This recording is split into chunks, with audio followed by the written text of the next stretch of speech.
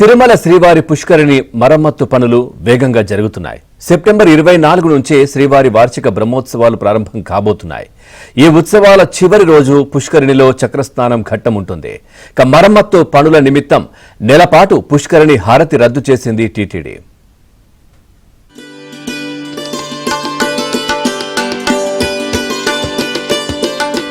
తిరుమలలో ఉన్న కోనేరును పుష్కరిణి అంటారు.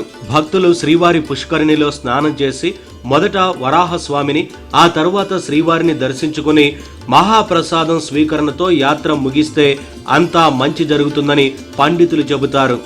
తిరుమల క్షేత్రంలో శ్రీవారి ఆలయంలో పుష్కరిణికి ఎంతో ప్రాముఖ్యత ఉంది. ఈ స్వామి పుష్కరిణిలో ముక్కోటి తీర్థాలు ఉంటాయని, ప్రత్యేకంగా అష్టదిక్పాలకులు ఇంద్రాగ్ని, యమనిరుతి, వరుణవాయు ప్రత్యేకమైన తీర్థాలు కూడా ఇందులో మిళితమై ఉంటాయి. ఈ పుష్కరిణిలో స్నానం చేసిన వారికి సమస్త దోషాలు తొలగిపోతాయన్నది మనకు పురాణాల ద్వారా తెలుస్తుంది. అట్లాంటి పవిత్రమైన స్వామి పుష్కరిణిలో బ్రహ్మోత్సవాల్లో స్వామివారికి చక్రస్నాన మహోత్సవం, అవబృతోత్సవం కూడా శ్రీ వరాహస్వామి ఆలయం ముఖమండపం వద్ద వైభవంగా స్నాపన తిరుమంజనం చక్రస్నాన మహోత్సవాన్ని కూడా నిర్వహించడం జరుగుతుంది. ఎలాంటి ఆటంకాలు లేకుండా సాగే స్వామివారి పుష్కరిణి హారతికి ఏటా నెలపాటు బ్రేక్ పడుతుంది. బ్రహ్మోత్సవాల ముందు శ్రీవారి పుష్కరిణి మరమ్మత్తు పనులు నిర్వహించడం పరిపాటిగా మారింది.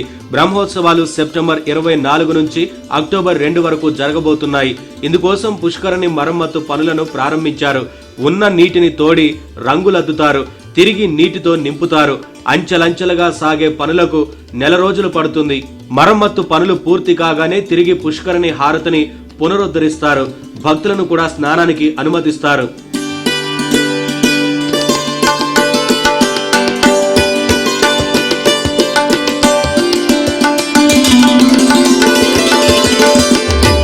పుష్కరిణిలో స్నానం ఆచరించే అవకాశం లేకపోవడంతో తాత్కాలికంగా కుళాయిలను ఏర్పాటు చేశారు.